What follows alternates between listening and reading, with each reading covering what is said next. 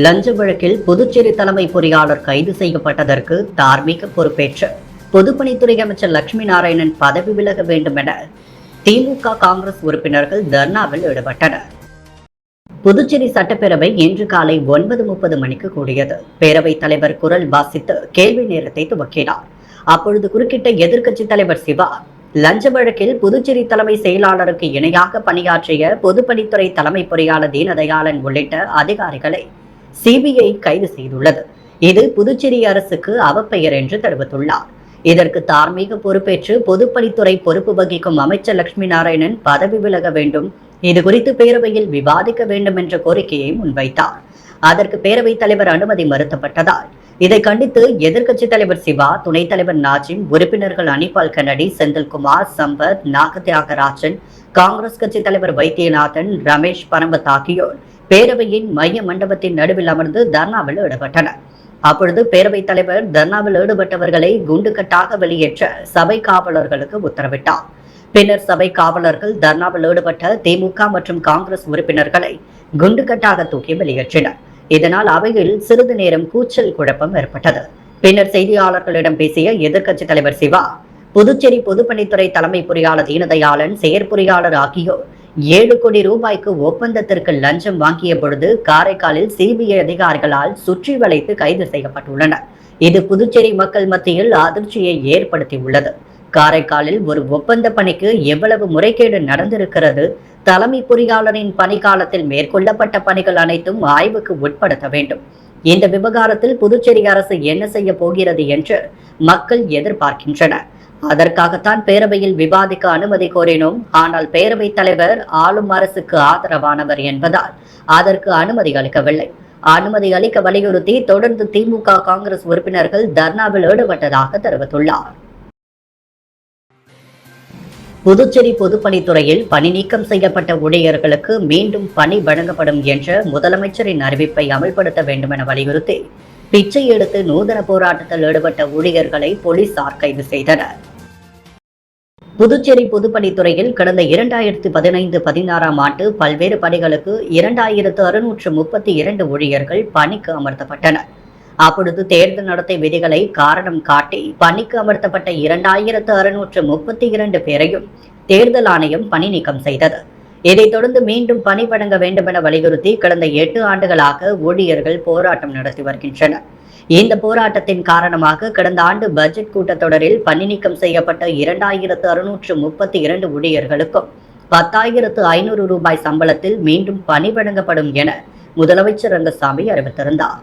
ஆனால் அறிவித்து ஓராண்டு காலமாகியும் இதுவரை பணி வழங்கப்படவில்லை.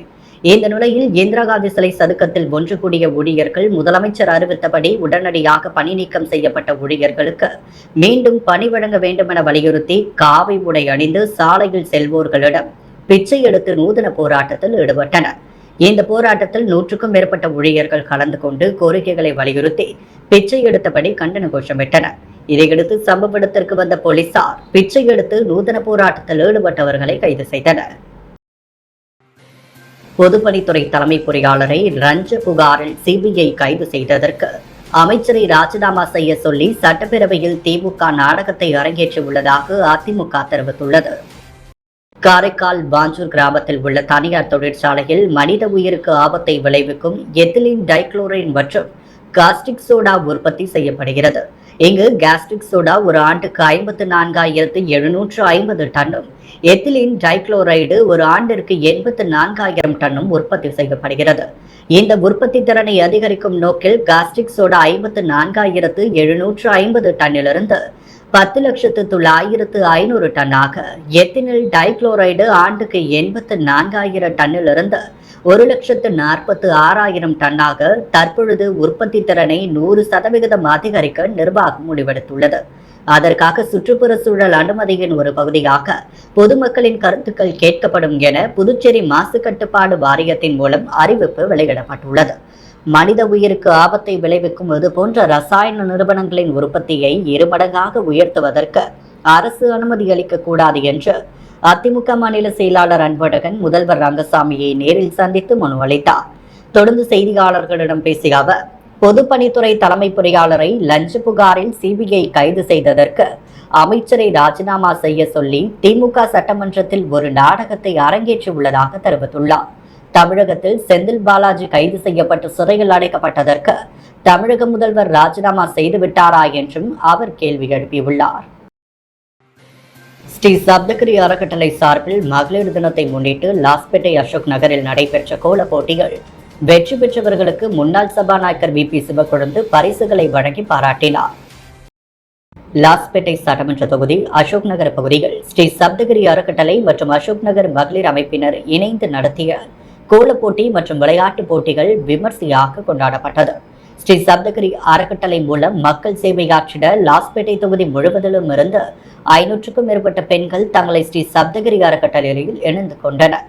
கோலப்போட்டி மற்றும் விளையாட்டுப் போட்டிகளில் வெற்றி பெற்றவர்கள் மற்றும் ஸ்ரீ சப்தகிரி அறக்கட்டளையை சேர்ந்த அனைத்து பெண்கள் மற்றும் ஆண்கள் முன்னாள் சபாநாயகரும் ஸ்ரீ சப்தகிரி அறக்கட்டளையின் நிறுவனருமான சப்தகிரி வி பி சிவக்கொழுந்து அவர்களும் ஸ்ரீ சப்தகிரி அறக்கட்டளையின் பொறுப்பாளர் சப்தகிரி VPS ரமேஷ்குமார் அவர்களும் பரிசுகளை வழங்கி கௌரவப்படுத்தினர். இந்நிகழ்ச்சியில் நெருப்புக்குழி மற்றும் லாஸ்பேட்டையை சேர்ந்த 100க்கும் மேற்பட்ட இளைஞர்கள் ஸ்ரீ சப்தகிரி அறக்கட்டளைகள் தங்களை இணைத்துக் கொண்டனர். இந்நிகழ்ச்சியில் அசோக் நகர் மகளிர் அமைப்பினர் ஸ்ரீ சப்தகிரி அறக்கட்டளையின் நிர்வாகிகள் ஊர் பொதுமக்கள் திரளாக கலந்து கொண்டு விழாவினை சிறப்பித்தனர். புதுச்சேரி நல உதவி குழுமம் மற்றும் பாண்டிச்சேரி அசோசியேஷன் சோசியல் சர்வீஸ் சார்பில் ரமலான் பண்டிகையை முன்னிட்டு சுமார் 600க்கும் மேற்பட்ட ஏழை எளிய மக்களுக்கு நலத்திட்ட உதவிகள் வழங்கப்பட்டது. புதுச்சேரி நல உதவி குழுமம் புதுச்சேரி மற்றும் பாண்டிச்சேரி அசோசியேஷன் சோசியல் சர்வீஸ் இணைந்து புனிதமிக்க ரமலான் பண்டிகையை முன்னிட்டு கடந்த 15 ஆண்டுகளாக ஏழை எளிய மக்களுக்கு நலத்திட்ட உதவிகளை வழங்கி வருகின்றன. அதன்படி 16ஆம் ஆண்டான இன்று ஏழை எளிய மக்களுக்கு சுமார் 600க்கும் மேற்பட்ட நபர்களுக்கு நலப்பணி உதவிகள் வழங்கும் நிகழ்ச்சியானது வக்பு வாரிய அலுவலகத்தில் நடைபெற்றது. இந்நிகழ்ச்சியில் சிறப்பு விருந்தினராக கலந்து கொண்டு போக்குவரத்து காவல்துறை முதுநிலை காவல் கண்காணிப்பாளர் பிரவீன்குமார் திரிபாதி மற்றும் காவல் கண்காணிப்பாளர் பாஸ்கர், வக்பு அதிகாரி மற்றும் மீன்வளத்துறை இயக்குநர் முகமது இஸ்மாயில், அருத்தந்தை அந்தோணிசாமி அடிகளார் குழுக்கள் கார்த்திகேயன் ஆகியோர் ஏழை எளிய மக்களுக்கு நலத்திட்ட உதவிகளை வழங்கினர். இந்த நிகழ்வில் வக்பு வாரிய உறுப்பினர்கள், பள்ளிவாசல் முத்தவள்ளிகள், மதகுருமார்கள், தர்கா முத்தவள்ளிகள், மருத்துவர்கள், சமூக ஆர்வலர்கள் ஆகியோர் கலந்து கொண்டு சிறப்பித்தனர். புதுவையில் தமிழில் பெயர் வைப்பதற்கான விழிப்புணர்வு துண்டறிக்கையினை பொதுமக்களுக்கு விநியோகம் செய்யும் நிகழ்வை அமைச்சர் திருமுருகன் துவக்கி வைத்தார். புதுவையில் உள்ள வணிக நிறுவனங்களின் பெயர்கள் தமிழில் இடம்பெறுதல் வேண்டும் என்று தமிழ் வளர்ச்சி சிறகம் வாயிலாக அளிக்கப்பட்ட கோரிக்கையை ஏற்று புதுவையில் வணிக நிறுவனங்கள் பெயர் பலகையில் தமிழில் இடம்பெற வேண்டும் என முதலமைச்சர் ரங்கசாமி உத்தரவிட்டதற்கு தமிழ் வளர்ச்சி சிறகம் நன்றி தெரிவித்துள்ளது.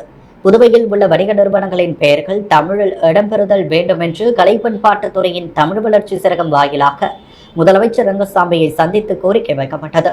இந்த நிலையில் புதுச்சேரி சட்டப்பேரவை பட்ஜெட் கூட்டத்தொடர் நடைபெற்று வரும் நிலையில் கடந்த 18ஆம் தேதி அன்று புதுவையில் உள்ள அனைத்து வணிக நிறுவனங்களும் கடைகளும் தமிழில் பெயர் பலகை வைக்க வேண்டும் என முதலமைச்சர் ரங்கசாமி உத்தரவிட்டார். இந்த நிலையில் தமிழ் வளர்ச்சி சிறகத்தின் கோரிக்கையை ஏற்று தமிழில் பெயர் வைக்க வேண்டும் என உத்தரவிட்ட முதலமைச்சர் ரங்கசாமியை தமிழ் வளர்ச்சி சிறகத்தின் சிறப்பு பணி அதிகாரி வாசுகி ராஜாராம் சட்டப்பேரவையில் சந்தித்து நன்றி தெரிவித்தார். தொடர்ந்து கலை பண்பாட்டுத்துறை அமைச்சர் திருமுருகனை சந்தித்து நன்றி தெரிவித்தார். பின்னர் தமிழில் பெயர் வைப்பதற்கான விழிப்புணர்வு துண்டறிக்கையினை பொதுமக்களுக்கு விநியோகம் செய்யும் நிகழ்வை அமைச்சர் துவக்கி வைத்தார். புதுவையில் அனைத்து ஜாதியினருக்கும் தாய் வழியில் ஜாதி சான்றிதழ் வழங்க வேண்டும் என்று வலியுறுத்தி ராஜீவ்காந்தி சிலை சதுக்கத்தில் சாலை மறியலில் ஈடுபட்ட 100க்கும் மேற்பட்ட பொதுநல அமைப்பினரை போலீசார் கைது செய்தனர். புதுவையில் தந்தையை மட்டுமே பெற்றோராக கருதி ஜாதி சான்றிதழ்கள் வழங்கப்பட்டு வருகிறது. சமீபத்தில் தாயையும் பெற்றோராக கருதி ஜாதி சான்றிதழ் வழங்க வேண்டும் என்று உச்சநீதிமன்றத்தில் வழக்கு தொடரப்பட்டது. வழக்கை விசாரித்த உச்சநீதிமன்றம் தாயையும் பெற்றோராக கருதி ஜாதி சான்றிதழ் வழங்க வேண்டும் என்று உத்தரவிட்டது. ஆனால் நீதிமன்ற உத்தரவை இதுவரை அமல்படுத்தவில்லை.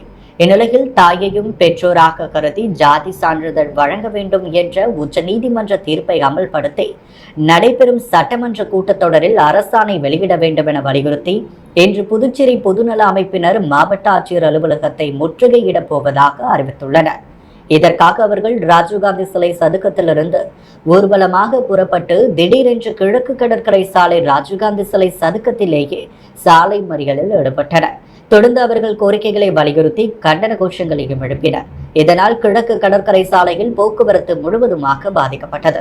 இதைத் தொடர்ந்து சம்பவ இடத்திற்கு வந்த போலீசார் சாலை மறியலில் ஈடுபட்ட பொதுநல அமைப்பினர் 100க்கும் மேற்பட்டவர்களை கைது செய்தனர். புதுவையில் சாலையோர தள்ளுவண்டி கடையில் வாழைப்பழம் திருடி செல்லும் திருடர்கள் குறித்த சிசிடிவி காட்சிகள் வைரலாகி வருகிறது. புதுவை அண்ணா சாலை ராஜா தியேட்டர் அருகே தள்ளுவண்டியில் வாழைப்பழம் வியாபாரம் செய்பவர் ராஜாமணி. இவர் இரவு வழக்கம் போல் வாழைப்பழம் வியாபாரம் செய்தார்.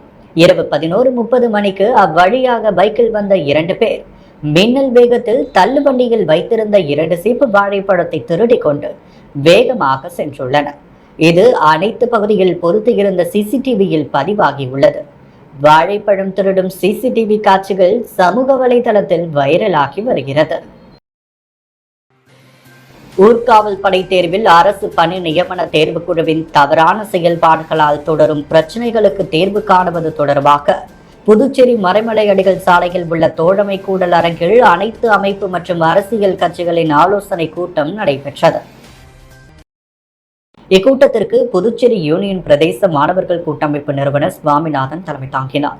மக்கள் உரிமை கூட்டமைப்பு செயலாளர் சுகுமாரன், திராவிட விடுதலை கழகம் லோகு ஐயப்பன், விடுதலை வேங்கைகள் மங்கையர் செல்வன், தந்தை பெரியார் திராவிட கழகம் வீரமோகன், மனித உரிமைகள் மற்றும் நுகர்வோர் பாதுகாப்பு இயக்கம் முருகானந்தம், இந்திய கம்யூனிஸ்ட் கட்சி ஆந்தோனி மற்றும் சம்சுதீன் அம்பேத்கர், தொண்டைப்படை திருமால், நோனாங்குப்பம் ஆற்றில் உயிரிழந்த இந்திரா காந்தி கலைக்கல்லூரி மாணவர் ஹரிஷுக்கு 1 நிமிட மௌன அஞ்சலி செலுத்தப்பட்டு கூட்டம் தொடங்கப்பட்டது.